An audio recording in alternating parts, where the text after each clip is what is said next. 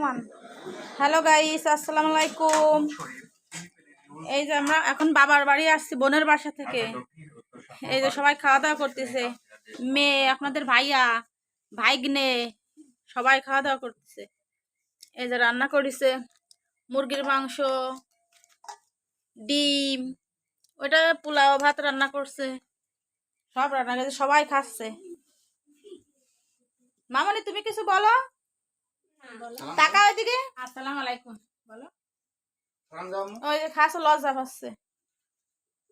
এই যে ভাই ছেলে খুব দুষ্টু। বাবু দেখি দেখি, আব্বু কথা বলো, তুমি কথা বলো। এই যে আমার ভাবির সংসার, ছোট্ট সংসার। এই দেখেন মুরগির বাচ্চা ফুটিছে।